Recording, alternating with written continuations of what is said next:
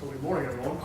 My name is Gorsage, and today I'll be talking about the multi-district litigation, which is a nice word for a big lawsuit, of the NFL involving mild traumatic brain injury, also known as concussions.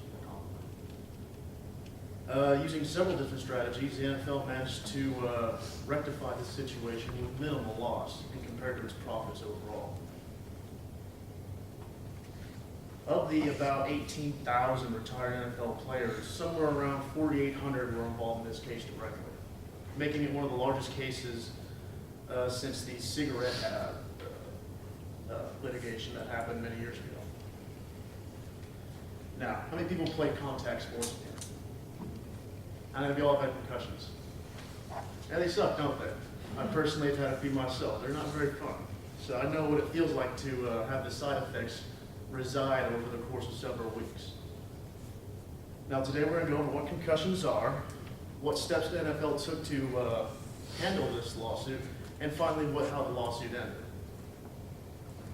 Now, concussions or mild traumatic brain injuries are caused by blunt impacts, usually to the head, which cause the brain to convulse back and forth within the skull.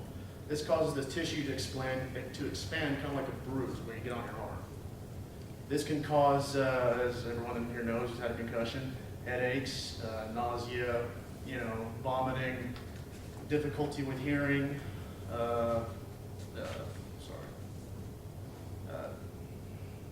speaking of memory loss, memory loss both long and short term. In the long term, the worst side effects can often become from amnesia, dementia, Alzheimer's, and repeated heavy contact blows to the head can actually cause death.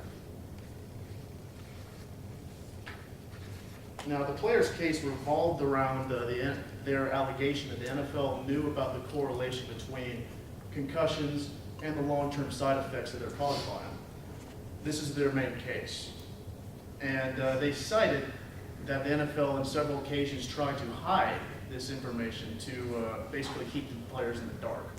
They often refer to the 1999 NFL retirement report, quietly giving out, but not on notice, millions of dollars to completely disabled former players who could no longer even take care of themselves.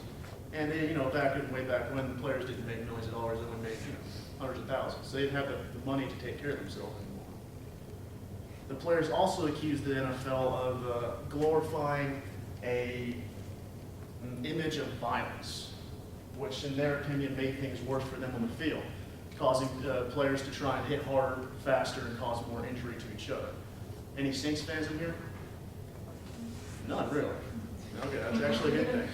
Well, I'm sure a few of you in here have heard about Greg Williams, who was caught on camera quoting, "Kill the head and the body will die." This is what he was telling his defensive linemen and linebackers and all that.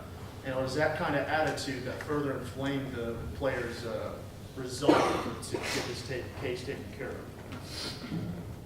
Now, the plaintiffs allege that the criminal negligence of the NFL caused their injuries on the field and their long-term health problems since then.